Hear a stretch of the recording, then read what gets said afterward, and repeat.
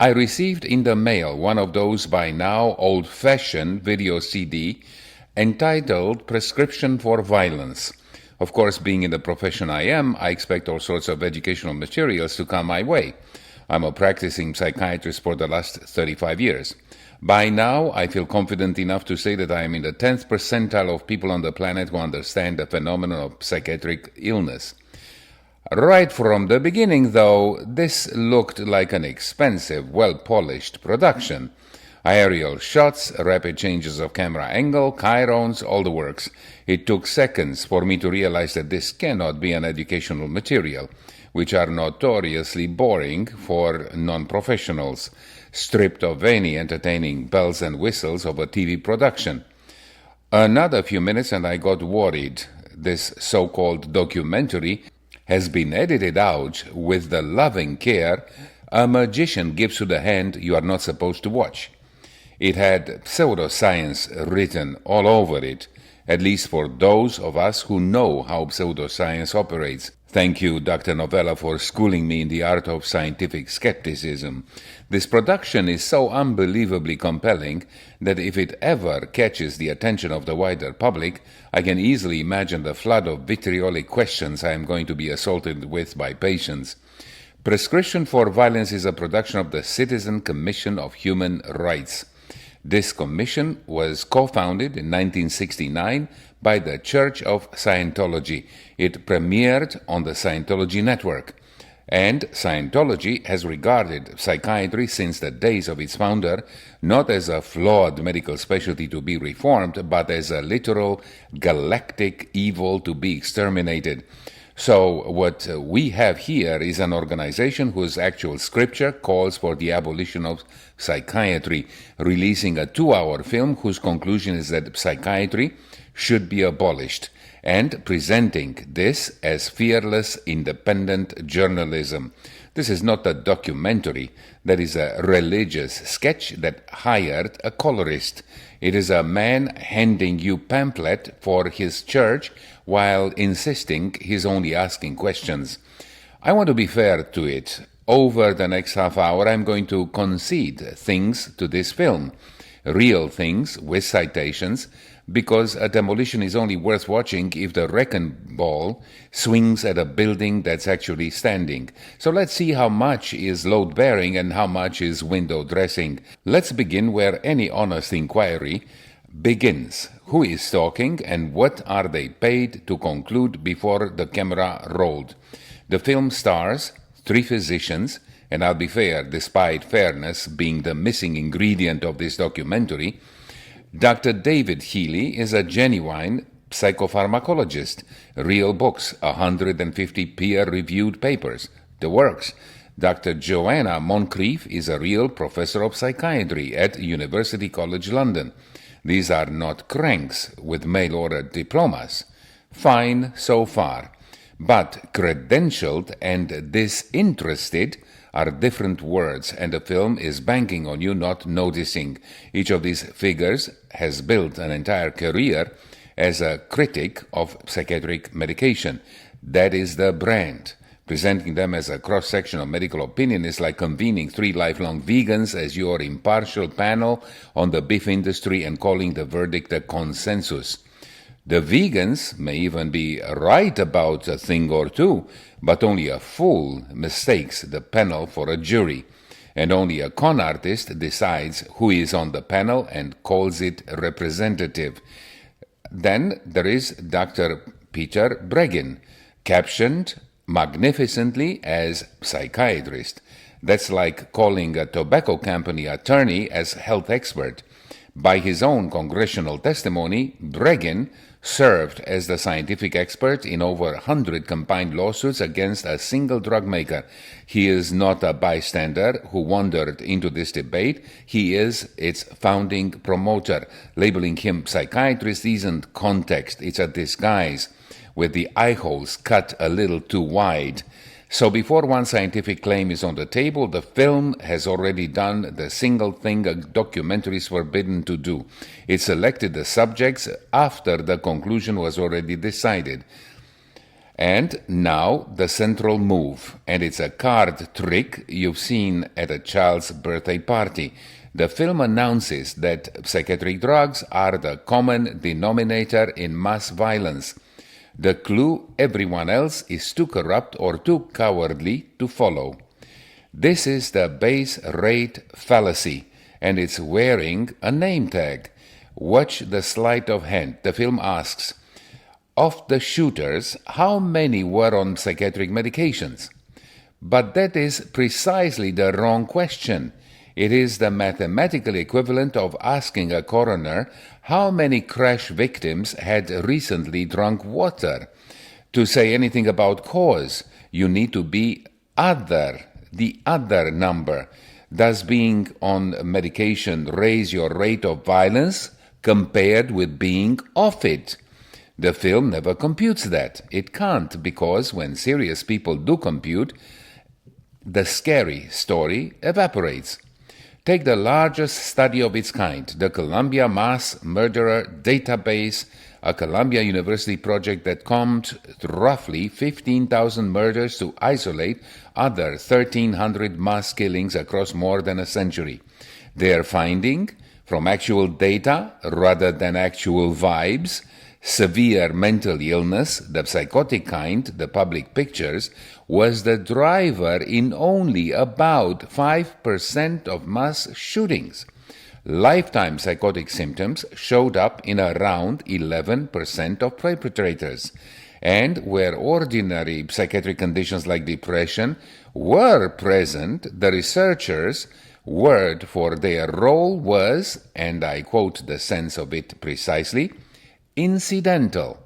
In June of 2022, a joint statement from 60 mental health organizations, the Psychiatric American Association among them, went further. Blaming mass shootings on mental illness, they said, is a distraction that actively obstructs the things that would actually prevent them. And now the coup de grace, delivered free of charge by simple consistency. If I were going to indict a factor for merely being present, let's apply the rule evenly. Firearms are present in 100% of shootings, not 5%, not a subset, every single one. The film spends 2 hours on a variable that shows up in a minority and not one honest second on the variable with a perfect attendance record. That's not an oversight. That's the point of the exercise. When you go hunting with a villain already in your backpack, you find him behind every tree. But we needn't argue by analogy. The film makes a prediction, bless it, and predictions can be graded. The thesis: as prescriptions skyrocketed over 3 decades, a parallel surge of public violence remade the world. Good. That's falsifiable, which is more than most of the film manages. If the drugs mint killers at the alleged rate, then the great age of mass prescribing should be a great age of blood. It was actually the reverse. The enormous expansion of antidepressant prescribing across 1990s and 2000s coincided with what criminologists actually named the Great American Crime Decline. Not a surge, a collapse. Violent crime fell for years in the very window the film swears it should have detonated. In the Netherlands, researchers tracked 1994 to 2008, a period of steeply rising antidepressant use, and found lethal violence, homicide, and suicide together moving the other way, down. Their conclusion is in the beige prose of the journal was that the data give no support to any meaningful role for antidepressants in lethal violence. When economists at the National Bureau of Economic Research modeled it directly, controlling for the usual suspects, they found rising psychiatric prescriptions tracking with falling violent crime. Biggest effects on exactly the newer antidepressants and ADHD stimulants. This film treats as poison and estimated that expanded treatment accounted for something like 12% of the crime drop. Now, I'm going to do something the film would never do, which is to argue against my own convenient number. A skeptic in the audience is entitled to say, that's an ecological correlations, and correlating national totals commits the ecological fallacy. And the skeptic is right. Population-level trends can hide individual-level effects. So I won't lean on them. I'll do better. I'll hand you the study that escapes that objection entirely, and watch it fail to rescue the film anyway. That's next. Here is where I out-argue the documentary by making its strongest possible case for it. In numbers, it never had the nerve to cite. There exists one genuinely rigorous study that found a real link between SSRIs and violence. It is Swedish, published in PLOS Medicine from Sina Fazel's group at Oxford and the Karolinska Institute, some of the most respected forensic psychiatry researchers alive. They used a within-individual design. They compared each person to themselves, violence rate during months on the medication versus months off it, in over 850,000 people. That design is the gold standard here because comparing you to yourself automatically cancels out your genes, your upbringing, your baseline temperament, the whole tangle of confounding variables that ruins ordinary comparisons. This is the film's dream evidence. It is better than anything the film cited, and I'm handing it to them. Here is what I found. Overall, a hazard ratio of 1.19 for violent crime conviction while medicated. A modest, real, statistically significant bump. Absolute risk, 1%. And when they split by age, the entire signal lived in one group, the 15 to 24-year-olds. Hazard ratio, 1.43. Absolute risk, 3%. For everyone 25 and older, nothing, null. Not significant in the 25 to 34, not in the 35 to 44, not in over 45. Vanished. Sit with that for a while and figure out what actually means, because it demolishes the film with the film's own best weapon. First, yes, there is a real signal in adolescents and very young adults, which is exactly the group the FDA warning already covers, and exactly the group of responsible psychiatrists already monitor like hawks. The system the film calls a cover-up is in fact watching precisely this. Second, the effect is modest, a hazard ratio of 1.43, 3% absolute risk in the highest risk sliver of the population is not the fingerprint of a machine that manufacturers mass murders. It is just a reason for careful prescribing in the young, which everyone already agrees. Third, and fatally, the signal evaporates in adults, so it cannot possibly power a general epidemic of grown men storming public spaces. The adults, statistically, show no effect at all, and the authors, being honest scientists rather than filmmakers, stated plainly that their observational data cannot establish causation. That is the best card in the deck. It is a real card, and played correctly, it said, be cautious with the young, monitor them closely, which is the opposite of throw your pills in the sea. Concession number 2, a fat one. The film attacks the chemical imbalance theory, the idea that low serotonin causes depression. On the narrow point, the film is right, and so is Dr. Moncrief, whose 2022 umbrella review found no consistent evidence that depression is caused by low serotonin. That slogan was oversold for a generation, largely by drug advertising. It deserves burial, and I'll bring the shovel. But now watch the 3-card Monty, because the concession is the setup for a fallacy so clean you can frame it. From the serotonin story was oversimplified, the film slides to, therefore the drugs are fraudulent and dangerous. Those are unrelated claims. Whether a drug works is settled by trials of the drug, not by whether we've nailed the mechanism. We took aspirin for the thick end of a century without knowing how it worked, and it obligingly relieved pain the entire time. Nobody stood up to announce that since aspirin deficiency isn't a disease, aspirin must be a poison. Mechanism and efficacy are two different questions. The film spot welds them together, because welded they frighten, and apart they merely inform. And here is the part the film's promoter left out of the press release. Moncrief Review, their single strongest card, didn't go unchallenged. 36 researchers published a formal rebuttal in the same journal, arguing that the review misrepresented the evidence and knocked down a cartoon that mainstream psychiatry has abandoned years earlier. You are allowed to weigh that fight. What are you not allowed to do? What the film does is present one contested paper as a closed case, then bank the winnings. Concession number 3. And it's real. Akathisia is not invented. It is a recognized, genuinely tormenting adverse effect, a crawling inner restlessness. And the literature does discuss its link to impulsive self-harm in vulnerable people. Anyone who tells you akathisia is a myth is wrong, and I won't stand next to them.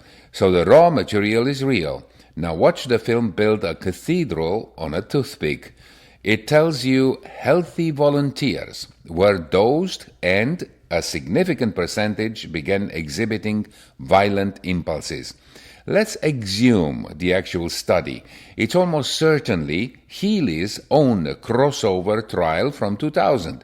The number of healthy volunteers was 20. 20. And the finding, real provocative, worth taking seriously, was that 2 of them became acutely suicidal. Even the broader healthy volunteer literature the film could have cited runs to the tune of hostile events in about 1% of people on the drug versus 0 on placebo.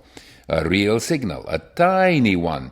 To take 2 of 20 became suicidal and inflated into a significant percentage turned violent, then present that as the engine of a national murder wave is not evidence, it's taxidermy. And notice the quiet crucial swap the film performs over and over. Suicidality becomes homicidality. Those are not the same phenomenon. Harm turned inward and harm turned outward have different mechanisms, different frequencies, different everything. The signal in the young in every serious study is about self-harm, a person in danger from their own despair. The film relabels that danger as a threat to strangers, because a frightened, suicidal teenager doesn't sell a documentary about mass shootings, but a chemically programmed killer does.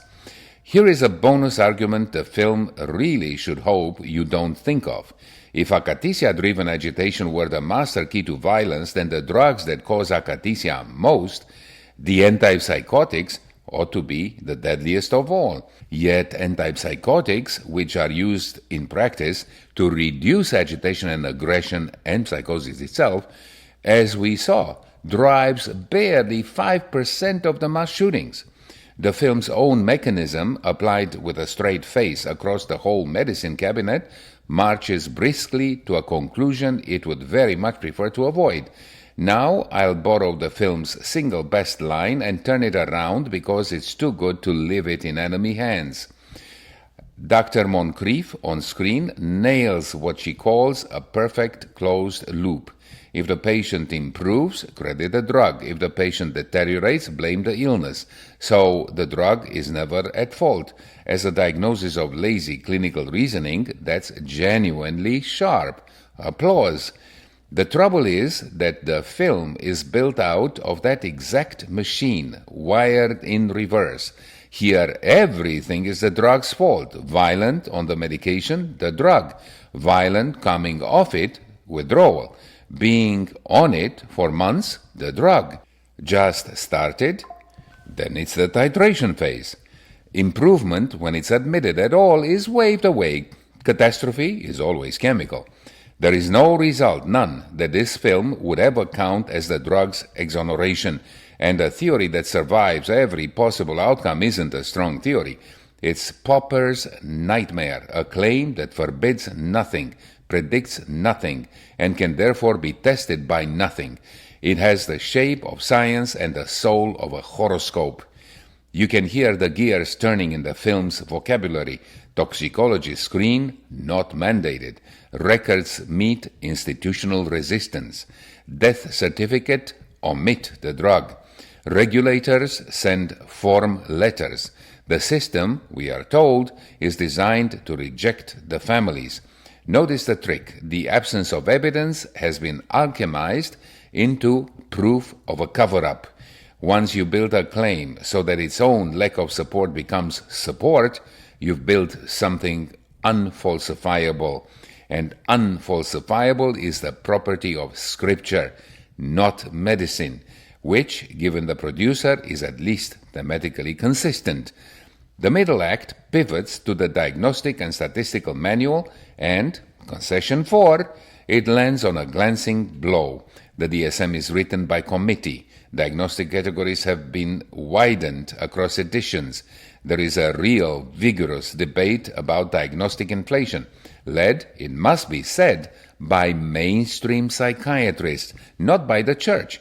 Ordinary grief should not be rebranded as disease.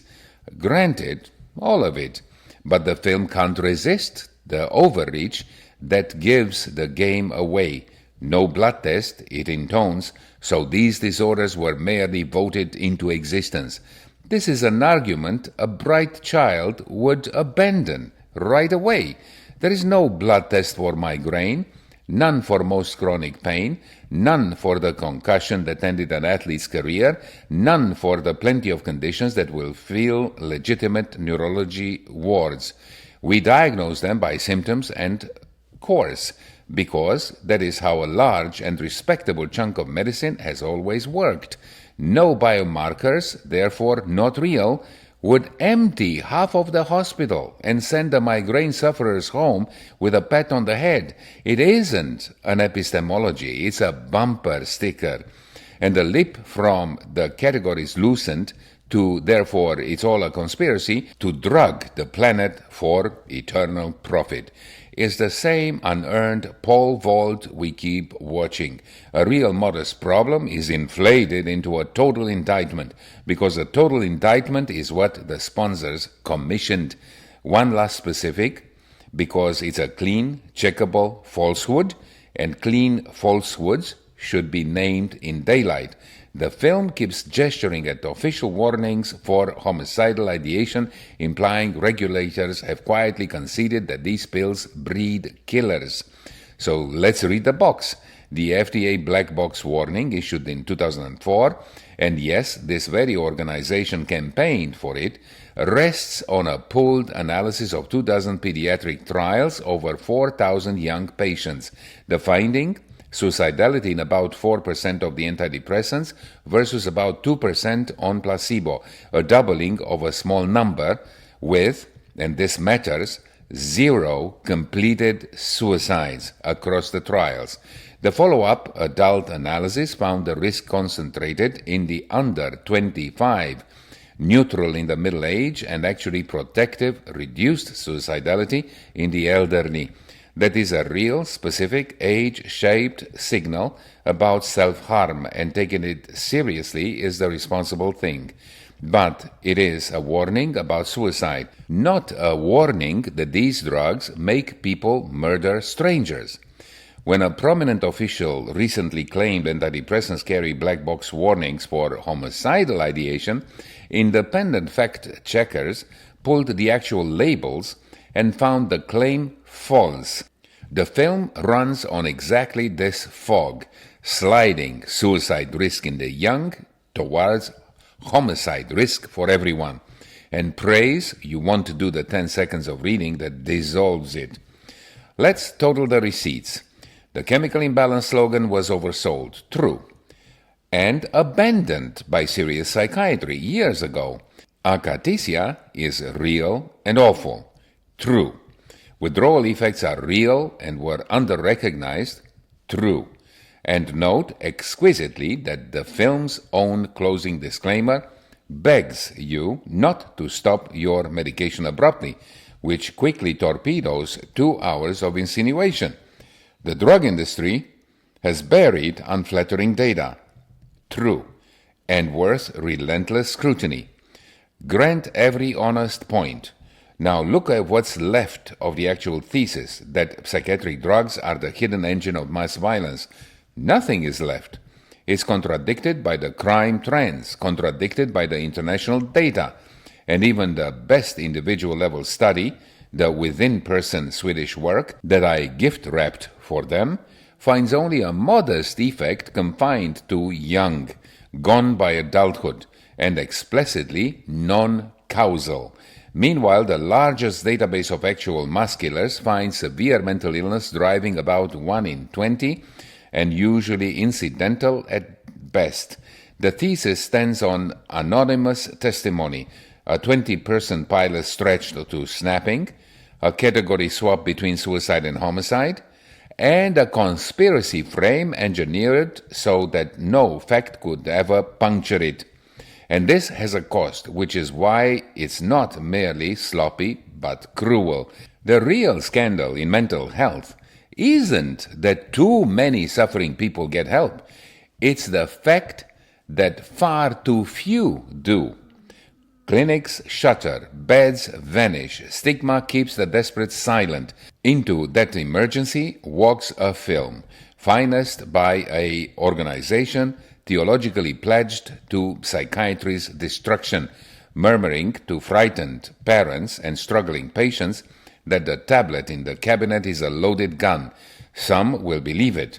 Some will quit their medication overnight, which, as the evidence genuinely shows, is one of the more dangerous things a person in that spot can do. And the film producer will not be sending flowers. The choice it offers at the end, greedy drugging versus human dignity, is a counterfeit printed to move product. The real choice is between rigor and sloppiness, between evidence and its very expensive imitation. This film chose the imitation, laundered it through real doctors and real footage, and sold it to you as courage. I opened with the fact that the film hid. I'll close on it. Consider the source. Then consider your actual doctor, and not a movie made by people who wrote the ending before they asked the question.